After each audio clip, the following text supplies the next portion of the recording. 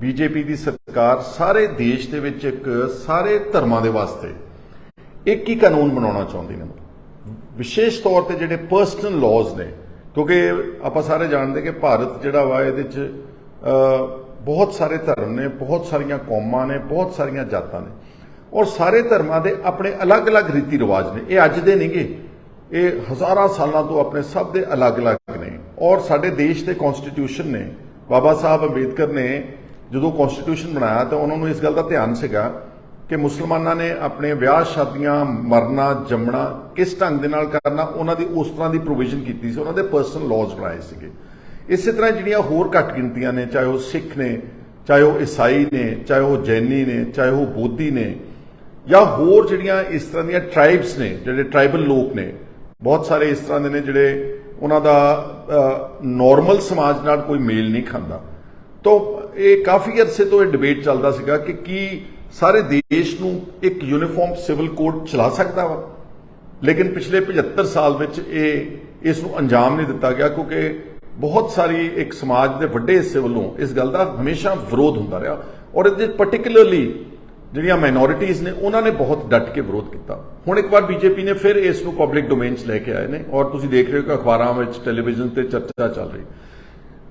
BJP के इरादियां दा, मनसूबियां दा आपां सब नूं पता वा कि वह मैजोरिटेरियन कम्यूनिटी दे नाल पॉलिटिक्स कर रही है, एक वर्ग दे नाल लैके उन्हां दी गल, धर्म की गल करके वो अपना जिहड़ा है पोलिटिकल एजेंडा नूं अगे फॉरवर्ड कर रहे हैं उन्होंने, और वो छुपा के भी नहीं करते। हुणे पार्लीमेंट का, नवीं जिहड़ी पार्लीमेंट की बिल्डिंग का उद्घाटन होया, हालांकि साडा कॉन्स्टिट्यूशन पर्टिकुलरली जिहड़ा उहदे च मुढ़ला असूल है कि असीं एक भारत जिहड़ा एक सैकुलर देश है, यानी कि सारे धर्मां का बराबर का सत्कार किया जाऊ। लेकिन पार्लीमेंट के उद्घाटन वेले सारे देश के कोने कोने दे विचों केवल एक धर्म के लोगों को उत्थे इकट्ठे करके ते उन्हां दे राहीं पार्लीमेंट का जिहड़ा भी पूजा कराई गई या जिहड़ा उद्घाटन कराया गया उन्होंने अहमियत दी गई, बाकी सारे धर्म जिहड़े सीगे उन्होंने उरे परे करता। सो बीजेपी के एजेंडे बारे आपां नूं सब नूं पता वा, लेकिन अफसोस सानूं इस गल का कि जिहड़ी पंजाब च इस वेले आम आदमी पार्टी की सरकार है, इन्हां दे 7 मैंबर राज्य सभा, वो पंजाब के लोगों ने पहला 92 MLA जिताए। उन्होंने 92 MLA ने यह नहीं देखा, ना किसी ने कहा केजरीवाल नूं कि तुसीं बनाउण लगे हो राज्य सभा के मैंबर्स। ਉਹਦੇ ਚ बहुत सारे मैंबर्स ਜਿਹੜੇ ਸੀ ਉਹ नॉन पंजाबी यानी कि बाहरों ਰਹਿੰਦੇ ਲੋਕੀ ਉਹ ਬਣਾ ਦਿੱਤੇ ਨੇ। ਉਹਨਾਂ ਵਿੱਚੋਂ ਇੱਕ ਮੈਂਬਰ ਪਾਰਲੀਮੈਂਟ ਸੰਦੀਪ ਪਾਠਕ, ਜਿਹੜਾ ਕਿ ਇਸ ਵਕਤ ਉਹਨਾਂ ਦੀ ਆਮ ਆਦਮੀ ਪਾਰਟੀ ਦੀ ਆਰਗੇਨਾਈਜੇਸ਼ਨ ਦਾ ਕੰਮ ਦੇਖਦਾ, ਉਹਨਾਂ ਦਾ ਮੇਰੇ ਖਿਆਲ ਇੱਕ ਸਭ ਤੋਂ ਇੰਪੋਰਟੈਂਟ ਮੈਂਬਰ ਆ। ਉਹਦੇ ਤੋਂ ਬਿਆਨ ਦਵਾਇਆ ਗਿਆ, ਔਰ ਮੈਂ ਸਮਝਦਾ ਕਿ ਇਹ ਬਿਆਨ ਸ਼ਰਾਰਤ ਭਰਪੂਰ ਆ। ਇਹਦੇ ਚ ਇਹ ਬਿਆਨ ਅਰਵਿੰਦ ਕੇਜਰੀਵਾਲ ਨੇ ਉਹਦੇ ਕੋਲ ਦਵਾਇਆ just to test the waters, ਕਿ ਦੇਖੀਏ ਕਿ ਪਾਣੀ ਕਿੱਦਾਂ, ਕਿਸ ਤਰ੍ਹਾਂ ਦਾ, ਇਹਦੇ ਨਾਲ ਕਿੰਨੀ ਖਲਬਲੀ ਮਚੂਗੀ। संदीप पाठक ने कहा कि यूनीफॉर्म सिविल कोड जिहड़ा वा इहदे ते विचार चर्चा होनी चाहिए, और वो बीजेपी नाल प्रिंसीपल तौर पर यानी कि सिद्धांतक तौर पर बीजेपी के इस यूनीफॉर्म सिविल कोड के उत्ते सहमत ने। ये बहुत डेंजरस स्टेटमेंट आ। मैं खास तौर पर माइनॉरिटीज़ नूं वार्न करना चाहना और पंजाब के लोगों को करना चाहना कि this will override all your जिहड़े राइट्स हैगे ने, जिहड़े इस वक्त साडे धर्म नूं दिते हुए हैं। उन्हां चों विशेष तौर पर प्रचलित कानून के बारे अजकल चर्चा, और भगवंत सिंह मान ने आप जिक्र किया कि असीं पंजाब दे विच आनंद मैरिज एक्ट लागू करांगे। हाले तक जिहड़ियां सिखां दीयां जिन्नियां ब्याह शादियां रजिस्टर हो रही सीगियां वो पुराने हिंदू मैरिज एक्ट के तहत ही हो रही सीगियां। जिहड़ा प्रॉपर फुल फ्लैजड आनंद मैरिज एक्ट एक सैपरेट सानू एक्ट देना सी, वो हाले तक बन नहीं सकिया। हालांकि पार्लीमेंट में इसकी काफ़ी जदोजहद काफ़ी अरसे तो होंदी रही। भगवंत मान ने पिछे जे कहा कि असीं आनंद मैरिज एक्ट पंजाब दे विच लागू करांगे, परंतु इन्हां दा मैंबर पार्लीमेंट जिहड़ा भगवंत मान तो भी ज़्यादा पावरफुल है संदीप पाठक, वो कह रहा असीं यूनीफॉर्म सिविल कोड के हक में। अगर यूनीफॉर्म सिविल कोड लागू हुंदा अपने देश में तो समझ लेना कि आनंद मैरिज एक्ट, शरीयत लॉ, निकाह ते जो उन्होंने तलाक के कानून ने, मुसलमानों के जो ईसाइयां के शादी के हैगे ने, वो सारे they will be presume to be redundant, यानी कि वो सारे खत्म हो जाएंगे। फिर एक कोई यूनीफॉर्म सिविल कोड जो बनूगा वो सारे धर्मां नूं गवर्न करेगा। ये तो भी एक डेंजरस सिचुएशन विशेष तौर पर पंजाब के सिखां दे वास्ते आ कि जिहड़ा साडा सिख गुरुद्वारा एक्ट है 1925 जिहदे तहत SGPC इस्टैबलिश हुई, जिहदे तहत असीं सारे गुरुद्वाराज़ नूं गवर्न करते हैं, अगर यूनीफॉर्म सिविल कोड आ जांदा वा in place, it might also override the Sikh Gurdwara Act of 1925। फिर साडे जिहड़े गुरुद्वारा साहब का भी कंट्रोल हैगा वा वो दिल्लीों बैठे जिहड़ा भी वो कानून बनाउणगे उस कानून दे नाल चलणगे।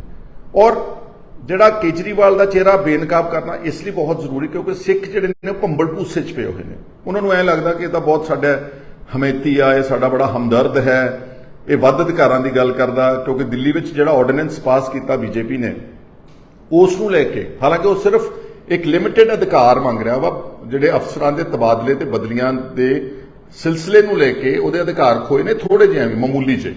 किन्ना शोर मचाया सारे देश में, साडा जहाज लैके भगवंत मान नूं सारियां पार्टियां दे लीडर्स नूं घुम्मे मिले, और जिद्दन बिहार की मीटिंग से उदों उहदा चेहरा बेनकाब किया उमर अब्दुल्ला ने, फरूक अब्दुल्ला होना दी पार्टी ने ते होर ओपोजिशन के लीडर्स ने। उन्होंने कहा जी कि तुसीं एक पासे कहने हो कि ऑर्डीनेंस दे नाल सूबिਆਂ ਦੇ अधिकार खोए गए ने, साडी आटोनमी के उत्ते डाका वज्जिया वा, फैडरल ढांचे के उत्ते डाका वज्जिया। पर केजरीवाल साहब की तुसीं दस सकते हो कि जो जम्मू कश्मीर के 3 टोटे किए गए, यूनियन टैरेटरीज बनाती गई, एक पूरी बनी बनाई स्टेट के अधिकार खो के बीजेपी ने अपनी ब्रूट मेजोरिटी का इस्तेमाल करके आर्टिकल 370 नूं एब्रोगेट करके खत्म करके उहदे 3 यूटीज बनातियां। तो केजरीवाल साहब ने बीजेपी ते मोदी साहब की सरकार की ना सिर्फ सपोर्ट की, अगाह वध के इसकी तारीफ की कि बहुत हिस्टोरिकल एक्ट पास किया। Omar Abdullah former chief minister Jammu Kashmir और फरूक अब्दुल्ला ने मीटिंग दे विच उन्होंने सामने इनू बिठा के इहदे मूँह ते गल कही। और तुसीं देखिया होना कि जिहड़ी ओपोजिशन की साझी प्रेस कॉन्फ्रेंस हुई बाद विच, शायद 23 जून की गल हैगी आ, उस प्रेस कॉन्फ्रेंस विच अरविंद केजरीवाल ने बॉयकॉट करता, बाहर उठ के नाराजगी विच चले गया। इत्थे बस नहीं, जिहड़ा सिटीजन अमेंडमेंट एक्ट बनिया, जिहड़ा CAA कानून बनाया गया, वो सारे दुनिया अच्छी तरह जानते हैं कि वो भी एक माइनॉरिटीज़ के खिलाफ कानून बनाया। जिहड़ा शाहीन बाग विच मोर्चा लग्या रहा दिल्ली दे विच, शाहीन बाग की तो की सपोर्ट करनी सी, इन्होंने CAA की भी सपोर्ट की बीजेपी के उस कानून की। मैं तो सिर्फ ये तुहानूं दसना चाहुंदा कि असल विच केजरीवाल जिहड़ा है अंदरों और सिद्धांतक तौर पर आइडियोलॉजिकली वाइज वो बीजेपी की दूसरी कॉपी है। जे मैं गलत ना होवां तो वो एक किस्म का सॉफ्ट हिंदुत्व फॉलो कर रहे हैं। वो चाहते हैं कि बीजेपी की लाइन फॉलो करके जिद्दां दी बीजेपी ने राजनीति की है, एक हिंदू वर्ग के लोगों नाल जो उन्होंने उन्होंने इंपोर्टेंस दी है, असीं भी उस राह ते चलांगे तो शायद सत्ता के ज़्यादा करीब पहुंच जाएंगे। पर यह गल पंजाब के लोगों और विशेष तौर पर ना सिर्फ सिखां नूं बल्कि जिहड़े लिबरल साडे लीडर्स ने, डॉक्टर धर्मवीर गांधी वर्गे जिहड़े सुलझे हुए ने, जिहड़े हर गल दे दूरअंदेश इंपैक्ट समझते हैं, उन्हों की गल आपां नूं ध्यान नाल सुननी चाहिए। इलैक्शन तो पहला भी उन्होंने बहुत कहा कि ये जिहड़ा बंदा है अरविंद केजरीवाल बेसिकली ये छोटा मोदी आ, उसी लीह ते चल रहा। और हुण उहदे कंडक्ट तो उहदी जिहड़ी विचारधारा है तुसीं देख रहे हो, दिल्ली विच किन्ने पिछे जे दंगे होए, एक फिरके दे लोकां नूं शरेआम मारिया गया। कि अरविंद केजरीवाल ने कदी हा दा नारा मारिया? उत्थे कदी भी नहीं मारिया। सारे देश दे विच जो किसी एक वर्ग के खिलाफ, खास तौर पर मुसलमानों के खिलाफ दंगे होंगे ने, चाहे वह मेरठ में है, चाहे वह गैंगरेप होंदा, हाथरस वर्गे गरीबों के दलित लड़कियों का जिथे पब्लिक प्रेशर बिल्ड होंदा वा, अरविंद केजरीवाल की मैं कभी स्टेटमेंट नहीं सुनी। वरना रोज़ ट्विटर के उत्ते बैठे होंगे ने, छोटी छोटी गल ते ट्वीट करते हैं, लेकिन माइनॉरिटीज़ के हक दे विच बीजेपी को उन्होंने कभी अपोज नहीं किया। इसलिए मेरा तो एक वॉर्न करना मेरा फर्ज हैगा वा सारे सिखां नूं पार्टीबाजी तो उत्ते उठ के, जिद्दां आपां अपने SGPC विच जिहड़ी ना अमेंडमेंट की, यह भी एक गलत डाका मारिया है भगवंत सिंह मान की सरकार ने। यह आपां नूं कदी मनना स्वीकार नहीं करना चाहिए। ठीक है, SGPC विच 100 नुक्स होणगे, साडी बादल परिवार दे नाल 100 डिफरेंसिस होणगे पोलीटिकल, लेकिन ਇਹਦਾ मतलब ये थोड़ो कि साडी जिहड़ी एक बॉडी है 100 साल पुरानी श्रोमणी गुरुद्वारा प्रबंधक कमेटी, कि ਉਹਦੇ 'ਚ ਅਸੀਂ पंजाब सरकार ਨੂੰ मुदाखलत करन देंगे?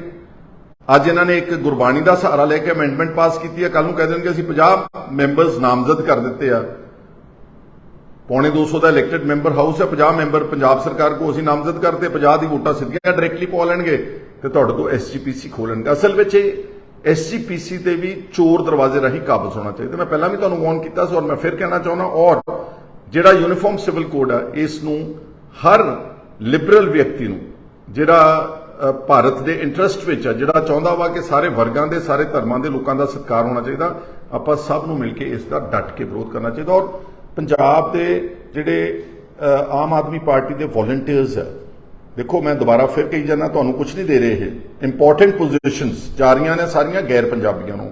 ਜਿਹੜਾ ਪਿੱਛੇ ਲਾਇਆ ਇਹਨਾਂ ਨੇ ਰੇਰਾ ਦਾ ਚੇਅਰਮੈਨ, ਜਿਹੜੀ ਇੱਕ ਅਥਾਰਟੀ ਹੈਗੀ ਆ, ਜਿੰਨੇ ਵੀ ਰੀਅਲ ਏਸਟੇਟ ਦੇ ਡਿਸਪਿਊਟਸ ਹੁੰਦੇ ਉਹ ਇੱਕ ਲਿਆ ਕੇ ਇਹਨਾਂ ਨੇ ਆਪਣਾ ਐਡੀਸ਼ਨਲ ਚੀਫ ਸੈਕਟਰੀ ਸੀ, ਸ਼ਾਇਦ ਰਿਟਾਇਰਡ ਦਿੱਲੀ ਦਾ ਕੇਜਰੀਵਾਲ ਦਾ ਬੰਦਾ, ਉਸ ਨੂੰ ਲਾਇਆ। ਫਿਰ ਇਹਨਾਂ ਨੇ ਲਾਇਆ ਪੰਜਾਬ ਸਕੂਲ ਐਜੂਕੇਸ਼ਨ ਬੋਰਡ ਦੀ ਚੇਅਰਪਰਸਨ ਲਾਉਣਾ ਸੀ, ਚੇਅਰਮੈਨ ਦੀ ਪੋਜੀਸ਼ਨ ਖਾਲੀ ਸੀ। ਇਹਨਾਂ ਨੇ ਸ਼ਾਇਦ ਕੋਈ ਮਿਸਿਸ ਬੇਦੀ, ਇਹਨਾਂ ਦੀ ਚਹੇਤੀ ਸੀ ਉੱਥੋਂ ਦਿੱਲੀੋਂ, ਫਿਰ ਉਸ ਨੂੰ ਲਾਇਆ। ਆ ਪਿਛਲੇ ਦਿਨਾਂ ਵਿੱਚ ਜਿਹੜੀ ਸਾਡੀ Baba Farid medical health university ਆ, ਉਸ ਦਾ ਚੇਅਰਮੈਨ ਲਾਉਣਾ ਸੀਗਾ। ਪੰਜਾਬ ਦੇ ਬੰਦੇ ਛੱਡ ਕੇ, ਪੀਜੀਆਈ ਦੇ ਐਮੀਨੈਂਟ ਡਾਕਟਰਸ ਛੱਡ ਕੇ, ਡਾਕਟਰ ਬਲਜਿੰਦਰ ਸਿੰਘ ਨੂੰ ਮੈਂ ਪਰਸਨਲੀ ਜਾਣਦਾ, ਜਿਹੜੇ ਨਿਊਕਲੀਅਰ ਮੈਡੀਸਨ ਦਾ ਉਹਨਾਂ ਕੋਲ ਐਡੀਸ਼ਨਲ ਚਾਰਜ ਵੀ ਰਿਹਾ ਪੀਜੀਆਈ ਦਾ। ਇੱਕ ਸ਼ਾਇਦ ਹੋਰ ਪੀਜੀਆਈ ਦੇ ਡਾਕਟਰ ਸੀ, ਇੱਕ ਸ਼ਾਇਦ ਜਨਰਲ ਹਸਪੀਟਲ ਦੇ ਡਾਕਟਰ ਸੀਗੇ। ਉਸ ਪੈਨਲ ਦੇ ਪੰਜਾਬੀਆਂ ਸਾਰਿਆਂ ਨੂੰ ਛੱਡ ਕੇ ਇੱਕ ਦਿੱਲੀੋਂ ਲਿਆ ਕੇ, ਉਹਦਾ ਨਾਮ ਮੈਂ ਭੁੱਲ ਰਿਹਾ ਉਸ ਬੰਦੇ ਦਾ, ਉਸ ਨੂੰ ਇਹਨਾਂ ਨੇ ਚੇਅਰਮੈਨ ਵਾਈਸ ਚਾਂਸਲਰ ਲਾ ਦਿੱਤਾ ਉਸ ਬਾਬਾ ਫਰੀਦ ਹੈਲਥ ਯੂਨੀਵਰਸਿਟੀ ਦਾ।